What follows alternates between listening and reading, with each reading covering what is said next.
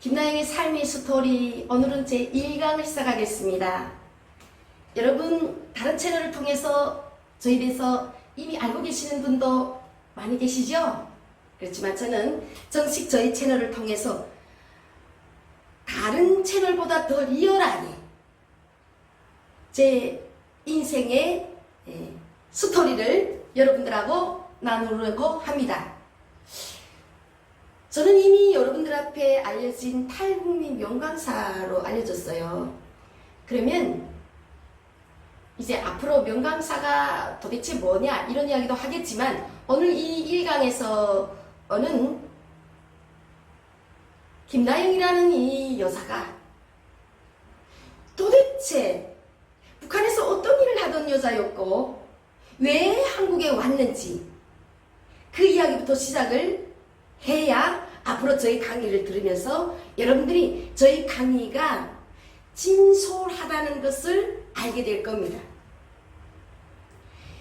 여러분, 저는 1970년도, 그러면 우리나라보다 북한이 더 잘 살 때였어요. 그때 북한에서는 나라가 모든 것을 배분해 주는 그런 체제였을 때인데, 사탕을 상점에서 사가지 않아서 막 녹아내렸대요. 그래서 강짜로 가져가라고 그랬던 시절이 북한에도 있었답니다. 그게 바로 70년대였지요. 저는 1970년대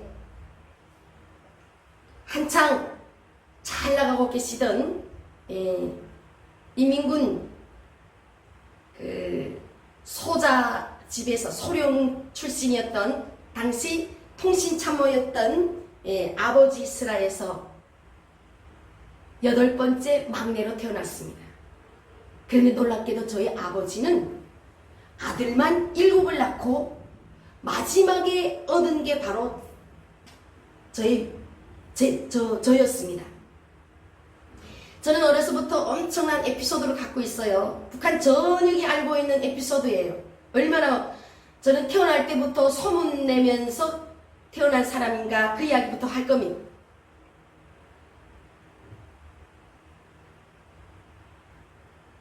정전이 되고 나서부터 저희 아버지는 자녀를 보기 시작했습니다. 사실 저희 아버지는 고향이 경상북도 군위군이였던 분이었어요.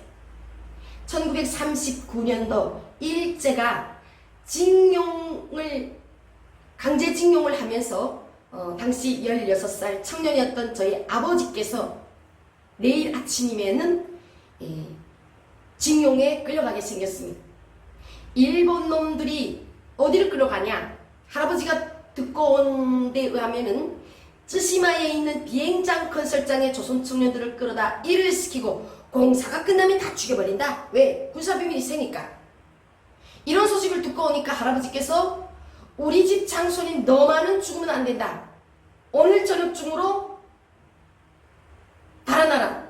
그래서 저희 아버지를 아무런 준비도 없이 헐몸으로 16살 때 야밤도주 시키셨어요. 저희 아버지는 아무것도 없이 그 어깨에다가 집신만 6컬레를 메고 그 다음부터 북으로 일본 놈이 안 보이는 곳으로 간다. 어쨌든 고향하고 멀리 떨어진 곳으로 간다 하고 길을 떠나는데, 노자가 떨어지고 배고프고 하면 남의 집에 가서 물도 길어지고 장작도 패주고 정말 그러면서 얻어먹으면서 북으로 가셨다가 함경북도 끝에까지 가신 거예요. 무산이라는 그 산속에서 오두막을 치고 살다가 이제 어찌어찌 하다가 저희 어머니를 만나신 거예요. 저희 어머니 역시 일제 때 심한, 지금처럼 코로나 바이러스처럼 심한 전염병이 돌아가지고 우리 어머니가 태어나기 전에, 태어나고 나서 저희 외할머니가 그 전염병으로 두 분 다 돌아가셨대요. 그래서 우리 엄마를 키운 언니가 7살 이상 된 언니가 있었는데, 그 언니가 우리 엄마를 키우고 있다가 시집을 가게 되니까 우리 엄마를 데리고 갈 수 없어서 아기를 못 낳는 어떤 집에, 막걸리 장사를 하는 집에 딸로 줬대요. 우리 엄마는 어렸을 때부터 그 시장판으로 9살 때부터 막걸리 동리를 이고 다녔대요. 그 집 자식이긴 하지만 머슴과 같은. 그래서 저희 어머니가 늘 그랬어요. 나는 9살부터 막걸리 둥이를 이고 다녀서 키가 크지 못했다.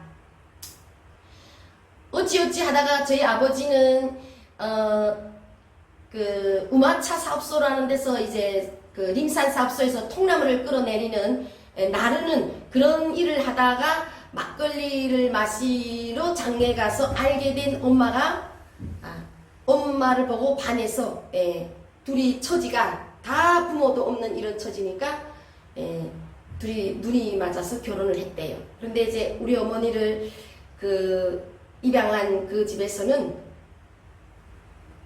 절대로 그 남자한테 줄 수 없다. 너 저 남자한테 가려면 그냥 나가라. 그래서 쫓겨나다시피 저희 어머니가 19살 때, 우리 아버지가 23살 때 이제 두 분이 산속에 돌 오두막에서 신혼살림을 시작한 거죠. 49년도인가 결혼을 해가지고 제일 먼저 낳은 자녀가 우리 아버지한테 딸이었어요.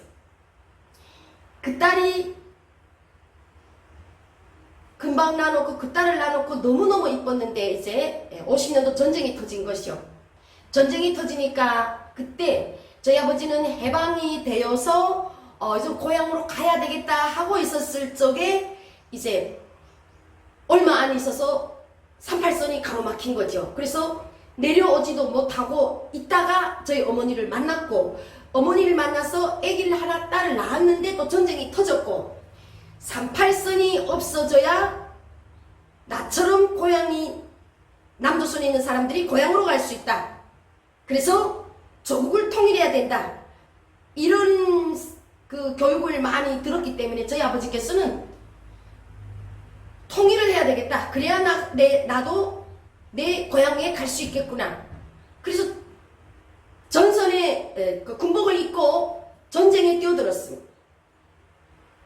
아버지는 51년도 이제 입대를 해가지고 군에 나가셨는데, 저희 어머니가 이 딸을 데리고 이제 그 무산에서 사시는 과정에 어느 날 폭격에 저희 그 큰 언니를 잃은 거죠. 공수비다 해가지고 몽땅 막 달려서 방공원지 대피원지 막 달려가고 있는데, 정말 우리 엄마는 그 드라마가 지금도 있었다 그랬어요.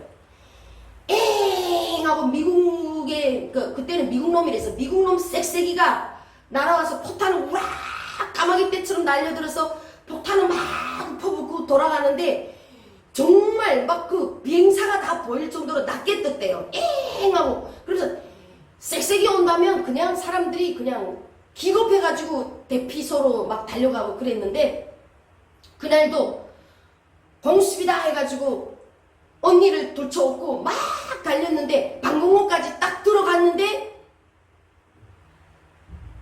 애기가 뒤에서 소리가 없더라는 거예요. 저희 그 큰언 이름이 춘자였대요. 춘자였는데 소리가 없더래요. 그래서 애기를 풀어서 내려놓고 보니까 그 2살짜리 딸의 잔등에 파편 조각이 박혀가지고, 언니는 그 자리에서 언제 죽었는지 모르고 엄마는 정신없이 달리다 보니까 죽고, 엄마 이 잔등이 땀인가 해서 뜨끈뜨끈해서 땀인가 했더니 그 딸내미 피가 그냥 뜨끈뜨끈하게 다 적시지도록 뛴 거예요. 그 춘자 언니가 우리 엄마를 구원하고 죽은 거죠. 만약 파편이 엄마한테 튀었으면 엄마도 아마 죽었죠. 정전이 끝나고 나서 고향으로 돌아온 저희 아버지는 너무너무 억이 막혔습니다.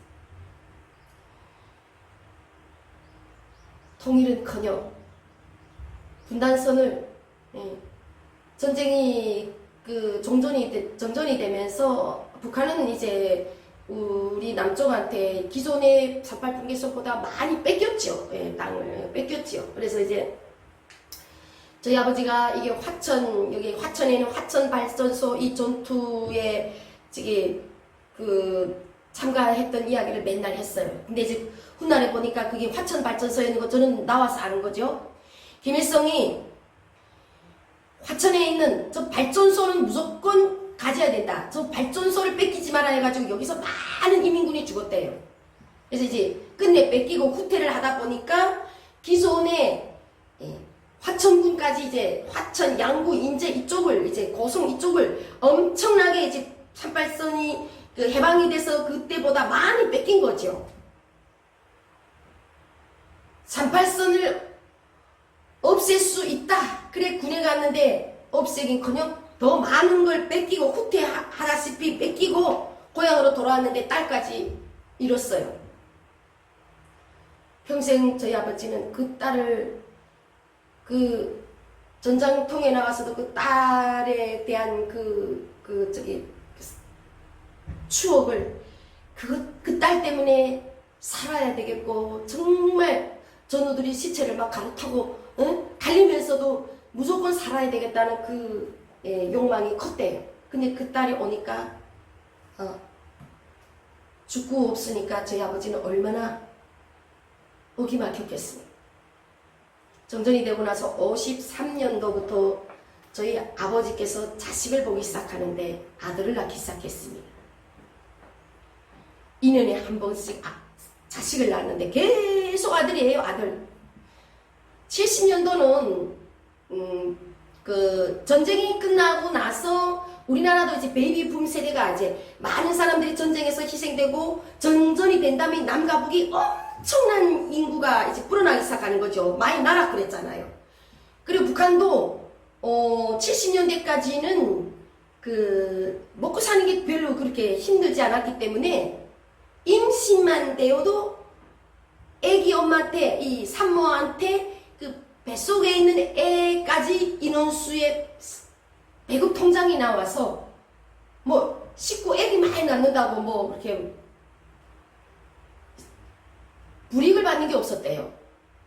나타가 정말 7명을 아들을 낳았는데 아버지는 그 첫 번째 아이 춘자라는 그 딸을 잊지 못해서 계속 그 딸과 같은 이쁜 딸을 원했는데 계속 모습아들 서선아들 나오니까 딸을 낳을 때까지 해본다. 그리고 딸 계속 낳으셨어요. 그때는 먹는 것도 괜찮고 피 많은 방법도 없고 생기면 생긴 대로 낳다 보니까 저희 엄마가 아들 줄줄이 7을 낳고 8번째로 저를 딱 임신했는데 그때야 북한에도 피 많은 그리고 산화를 좀 제한하는 그런 쪽으로 시대적으로 흐름이 갔대요. 그래서 저희 엄마가 저를 딱 임신하고 나서 나이가 좀 있는데 이게 임신을 하니까 좀 창피하잖아요. 그래서 이 애는 아버지 몰래 병원에 가서 수술해서 떨구려고 한 거죠. 근데 북한은 이제 모든 걸 다 이제 남자가 이게 막 하는 세상인데 물어 안 보고 하면 됩니까? 쫓겨나죠. 그래서 우리 아버지한테 이 애부터는 저는 안 나왔으면 좋겠다. 그냥 우리 팔자에 딸이 없는 팔자니까 딸 기다리지 말고 이 애는 그냥 수술해서 내류자. 그랬는데 저희 아버지가 담배를 뻘뻘 피우며 고민하더니 아니다. 얘까지만 놔보자. 얘까지만 놔보고 아들이면 내 이제는 포기할게. 그래서 얘까지만 낳자. 그래서 우리 엄마가 수술할 거를 못하게 하셨어요. 옛날 엄마들은 하도 힘든 속에서 자기 몸보다도 그냥 가정을 위해서 그냥 먹고 사는 게 그냥 힘드니까 마지막 날까지 애기 배 아프는 날까지 일했잖아요. 저희 엄마는 그동안 출산을 많이 해보다 보니까 애기를 너무너무 쉽게 낳았대요. 밖에 나가 나무 장작을 안고 오다가도 아이고 배야 하면 조금 있다 애기 낳고, 물동이 이거 물을 가져와서 물동이에다가 쏟다가 아이고 배야 하다가 이제 그냥 좀 있다가 애기 낳고, 뭐 산통이 아파서 뭐 이런 거라는 거 없었대. 너무 쉽게 애기를 낳았대요. 우리 엄마가 애기를 쉽게 낳고 이러니까 그날 아침도 제가 나오게 된 날 아침도 엄마가 막 산통이 온다고 하니까 아버지께서 그 강 건너에 있는 그 할머니 한 분을 집에다 데려다 놓고 부대에 나갔어요. 나가면서 저희 6번째 오빠, 그때 6살 됐대요.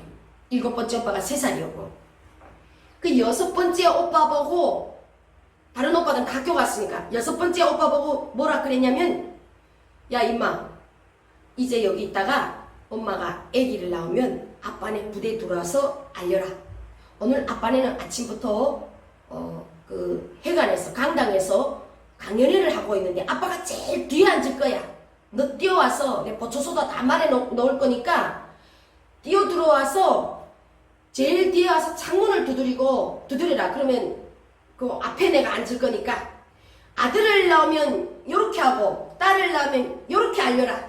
이러고 아버지께서는 부대를 출근했어요.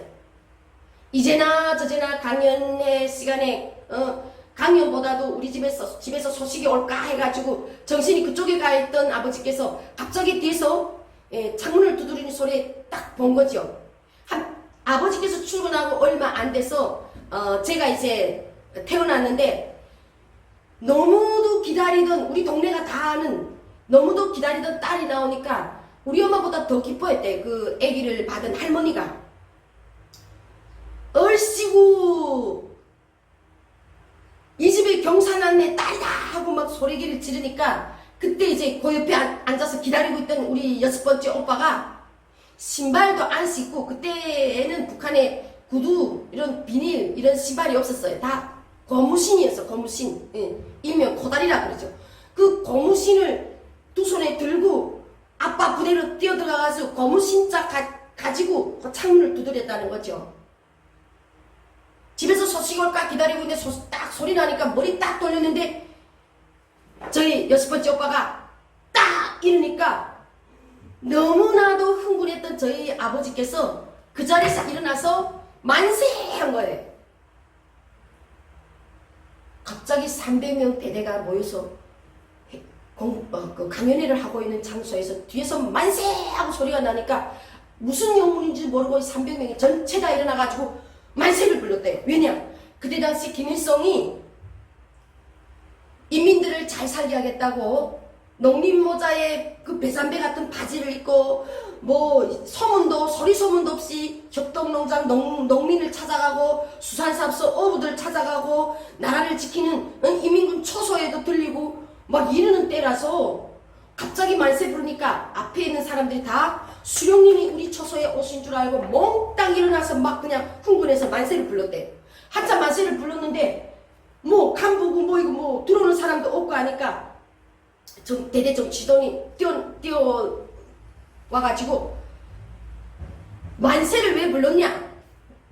문을 열어보니까 그 보초소에서부터 소문이 통신참모네 집에서 딸이 태어나서 통신참모가 지금 그 소리를 듣고 만세를 부르고 뛰어나갔다는 거예요. 저는 어렸을 때 저희 아버지가 지어준 본명이 있어요. 우리 어머니 가운데 글자에 따라서 딱 어떻게 지혜미 같은 게 나왔다고 엄마 가운데 글자에 따라서 제 이름을 적어줬어요. 근데 중학교 졸업할 때까지 우리 동네에서는 제 이름을 부르는 사람이 없습니다. 저는 태어나서부터 온 동네고 온 부대 아니 가족들한테 만세가 저희 이름이었어요. 저기서 만세 온다 하면 우리 동네 그 쪼무레기 그 개구쟁이 남자애들도 다 숨어들었어요. 왜? 만세를 건드리면 만세 오빠가 7명이 달려들어서 자기가 혼나니까 만세는 건드리면 안 된다. 저는 어렸을 때부터 오빠들이 저를 업어서 키웠고 오빠들이 그냥 서로 서로 달라고 내 안겠다고 우리 네 안겠다 하고. 제가 태어나는데 저희 맏오빠는, 제일 큰 오빠는 이미 군대 나가 있었어요. 근데 어머니가 배 뚱뚱한 걸 보고 이제 군대 나갔는데, 둘째 오빠가 어머니께서 누이 동생을 낳으셨다고 이 편지를 이렇게 보냈는데, 저희 맏오빠가 그때 당시 그 병사 생활하면서 너무 깊어가지고 오라텔 시간에 그 편지를 다 독보했다잖아요. 저는 태어나면서 오빠들을 이렇게 속에서 그냥 동동동동 이렇게 떠받들고 맨날 아버지 어깨 위에 몸을 태우고, 우리 집에서는 제가 그냥 왕이었어요. 내 먹겠다는 건 다 먹어야 되었고, 입겠다는 이쁜 옷은 다 입혀야 됐고, 우리 집 잘못한 일도 다 오빠들이 욕먹고, 나는 아빠의 지지를 얻는 정말 온 집의 사랑을 독차지한 딸이었어요.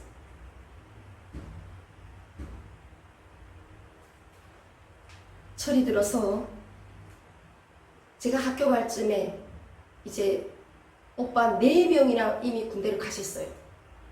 그러니까 어렸을 때다 보니까 북한은 이제 우리나라처럼 휴가 외박 이거 잘 못 나오다 보니까 저희 오빠들이 이제 군대 가가지고 군관학교까지 가서 어깨다 졸업하고 어깨다 별 달고 언제 오냐?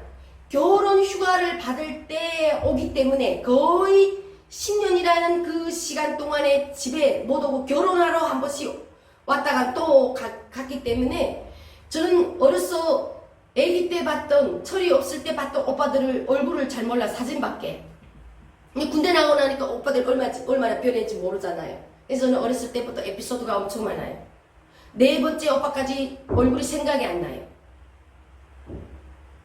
아침에 등교해서 어느 날 학교 가는데, 제가 학교 반장이라서 이제 줄을 씌워가지고 이제 학교를 가는데, 북한은 그 당시도 77년, 8년 그때 이제까지 초등학교인데 학교를 가는데, 학교 가는 길에 인민군대 아저씨가 지나면 전체 차렷 하고 인민군대 아저씨 안녕하십니까 하고 다 경례를 했어요. 우리가 이렇게 소년단 경례. 근데 아침에 등교를 하는데 어떤 군대가 저기서 오길래 배낭 딱 메고 군관 이 쏘이 박은 군관이 하나 딱 오길래 노래 부르면 가다가 제가 대호 전체 차렷 하고 인민군대 아저씨 안녕하십니까 하고 인사를 하고 지나갔어요. 근데 학교 갔다 밥 먹으러 집에 오니까 그 군관 아저씨가 바로 저희 셋째 오빠였던 거예요. 정말 웃겨요. 얼굴도 몰랐어요. 저는 이렇게 귀한 딸이었습니다. 아버지께서는 통일이 되어야 고향에 간다. 그래서 정전이 된 후에 낳기 시작한 자식 모두를 다 순서대로 군대, 묻지도 따지지만 다 군대로 내보내기 시작했어. 그 당시는 북한이 그 군대 가는 게 의무가 아니었어요. 자원입니다. 그런데 북한 사회는 그런 게 있었어요. 남자는 군대에 갔다 와야 진정한 남자다. 그래야 장가갈 수 있는 기본 스펙을 다 갖춘 거다. 이렇게 했기 때문에 군대 갔다 와야 남자고, 입당을 해야 세대주 될 자격이 있고, 그래야 장가 갈 수 있는 모범 총각이다. 이런 게 있었기 때문에 북한의 모든 남자들은 중학교를 졸업하면 다 군대를 갔어요. 신체검사 합격만 되면은. 그러니까 우리 오빠들이 이제 그냥 묻지도 따지지만 중학교 졸업하면 순서대로 다 군대 가는 거예요. 그때 당시는 신체검사 기준도 셌어요. 다 가니까 이거 이제 불합격자리는 못 갔어요. 몸무게 얼마, 키 얼마 돼야 간다, 뭐 이런 게 다 있고, 시력이 어느 정도 돼야. 북한은 지금도 안경 쓴 군대가 없잖아요. 이 시력이 안 좋은 군대 또 못 갈 거거든요. 그래서 저희 오빠들이 이제 여섯째 오빠가 군대 갈 때는 뭐 지질이 있어서 못 간다 그래서 막 수술하고 막 보냈고, 근데 막내 오빠 군대 갈 때는 몸무게가 모자라서 이 팬티만 입고 몸무게 잴 때 팬티에다가 그 바닷가에서 주워온 차돌을 이렇게 하나를 요 사이에다 끼고 무게달 군대 가고, 정말 군대 가는 게 그때는 힘들었어요. 그럼에도 불구하고 저희 오빠들이 몽땅 다 군대를 갔습니다. 군대를 다 보내고 제가 이제 학교를 졸업하는데, 저는 군대 갈 기준이 키도 안 됐어요. 어째 그런지 엄마 닮았는지 키가 작은 거예요. 그때 당시 제가 군대 가야 되는 그때만도 여자가 155 이상이 되어야 군대를 보냅니다. 근데 제가 학교 졸업할 때 키가 152. 지금 사회 나와서 0.5cm 컸어요. 그래서 152.5가 지금 제 키가 안 돼요. 키가 작아서.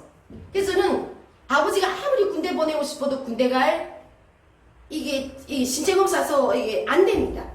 그래서 저는 공부를 하는 거죠. 대학을 가겠다. 대학을 가겠다 해서 공부를 했는데 이제 저번에 이제 모란봉에 나가서도 그런 이야기 했지만 대학 시험을 쳤는데 가서 어렸을 때부터 제가 물리학을 너무너무 잘했어요. 우리 막내 오빠가 7번째 막내 오빠가 물리하고 화학을 너무너무 잘했어요. 내가 이제 중학교 올라가서 물리라는 과목을 속도라는 것부터 배우기 시작하는데 너무너무 막 이해를 못하겠는데 저희 오빠가 하나하나 가르쳐 준 게 정말 쏙쏙 들어왔어요. 그래서 그때부터 물리, 화학, 기하 이런 과목을 너무너무 제가 다른 애들보다 특출하게 좀 잘했어요. 우리나라처럼 수능 시험이죠. 그런 대학 입시 그런 시험을 쳤는데 물리, 화학이 뛰어나니까 대학 모집가에서도 화학공대, 함흥에는 화학공업대학 여기를 보내야 되겠다 그랬어요. 그래서 저는 싫다 그랬어요. 나는 저기 선생님 보고도 죽어도 화학공대 안 간다. 함흥이라는 데 가면은 이제 북한에서 오신 분들은 알 거예요. 함흥은 공업도시이기 때문에 일제시대에 만들어 놓은 기본 큰 공장이 다 함흥에 있어요. 북한이 모든 중공업은 함흥에 있어요. 함흥역전에 딱 내리면 공기부터 달라요. 비료 공장 있지, 비날론 공장 있지, 막 그냥 기계 공장 있지. 거기는 제약 공장 있지. 화학시약 냄새가 함흥시에 사는 사람들은 만년이 돼서 잘 몰라요. 근데 타지에서 온 사람은 그 공기가 안 좋은 거 다 알아요. 화학이라는 세계는 학시약을 다루기 때문에 눈도 안 좋아지고 여자들이 이제 그 속에서 막 계속 있으면 막 이제 애기도 임신 못한다는 이런 소리를 들었기 때문에 학공대는 안 가겠다. 그러면 학공대 아니면 네가 지금 네 수준에 갈 수 있는 대학이 철도대학인데 철도대학은 어떠냐? 그래서 철도대학 보니까 여기 기가 솔깃한 거예요. 북한은 모든 운송을 철도로 하기 때문에 철도가 엄청 건의가 있었어요. 좌표 사기가 힘들어요. 북한에서는. 증명서가 없으면 좌표를 못 떼기 때문에 증명서가 나오길 기다리다 보면 어디 가야 되는 사람들이 못 가요. 그래서 불법으로 막 좌표도 막 뒤로 빼고 이런데 그 좌표를 파는 사람이 정말 괜찮은 직업이었어요. 철도대학에 보니까 부기과, 경제과라는 게 있는 거예요. 옳거니 철도대학 간다. 나는 저과를 갈 거다. 그리고 이제 철도대학을 시험을 쳤는데 거기서도 완전 시험을 쳤는데 저는 시험 치고 나서도 너무 당당했어요. 왜? 내가 시험을 너무 잘 봤기 때문에. 그래서 경제과를 갈 줄 알았어요. 내 지망, 1지망과가 경제과니까 경제과를 갈 줄 알았어요. 그런데 1지망이 경제과였고 2지망이 운영과였어요. 화물 취급하는 거. 이것도 짐 붙여주는데 이게 막 붙이지 말란 짐을 만큼 붙여서 같이 붙이고 화물 빵통을 지 혼자 관리하고 이것도 파워가 대단해요. 그래서 1지망이 경제과였고 2지망이 운영과였는데 그 두 개가 다 저한테 안 되는 거예요. 성적은 지금 나가 붙었는데 전교에서 여자들 명단에 4번째로 제가 성적이 높았는데 그 과를 못 가는 거예요. 그 과는 40명을 지금 모집하는데 4등짜리가 그 과를 못 가는 거예요. 그래가지고 울면서 교문과 뛰어들어갔어. 나는 왜 1지망, 2지망이 다 내 원하는 과에 못 가냐? 4등인데 왜 못 가냐? 그랬더니 그때 당시 철도대학 부학장 선생님이 나를 딱 앉혀놓고 뭐라 하냐. 올해부터 전기철도과,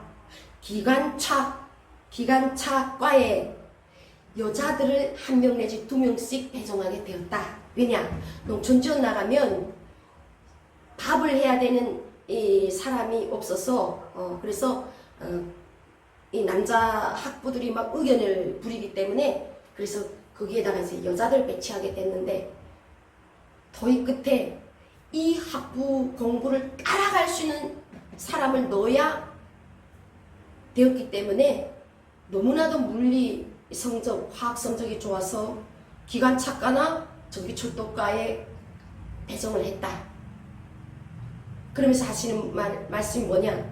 졸업을 하면 정말 네가 원하는 자리에 우리가 추천해서 배치를 해줄 거니까 그 과에서 그냥 공부를 하도록 저를 설득하는 거예요. 그래서 할 수 없이 저는 전기철도 학부를 공부하게 된 거죠. 고압 강전을 배웠어요. 약전도 아니고 강전. 해로 막 조립하고 수리하고, 응? 실습을 어디가 하냐? 여기다가 저기 그런 공구 차고 기관차 견인기 모리에다가 막 실습하고 남자들 하는 일 막 하고 그걸 배웠는데 후회는 안 했어요. 왜냐? 우리 학급이 총 30명이었는데 남자가 28명에 여자가 2명이어서 엄청난 사랑을 독차지했습니다.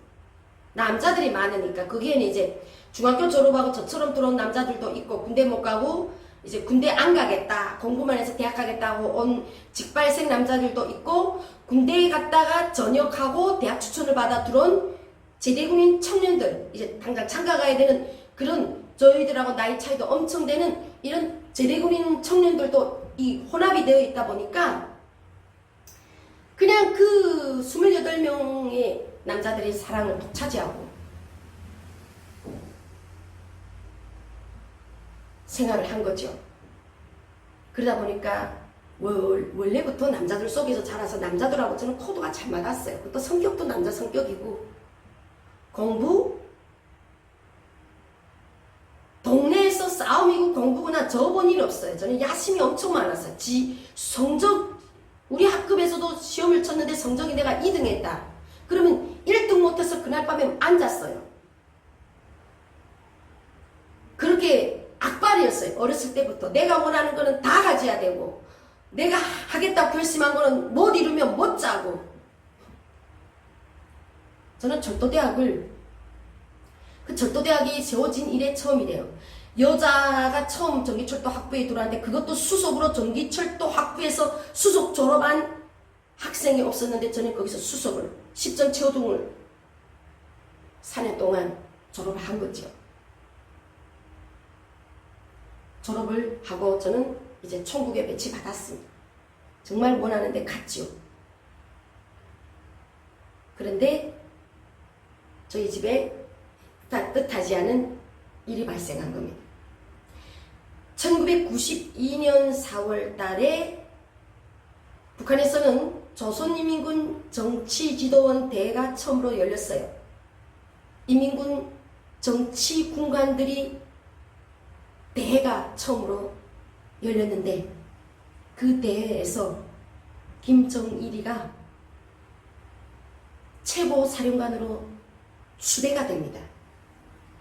91년도 그 전에 91년도 12월 24일에 김정일이 국방위원회 위원장으로 추대가 됩니다. 김일성이 죽기 2년 전에 군사도 하나씩 인수받게 된 거죠. 91년도 12월 24일에 자기 엄마 생일날에 국방위원장으로 추대된 다음에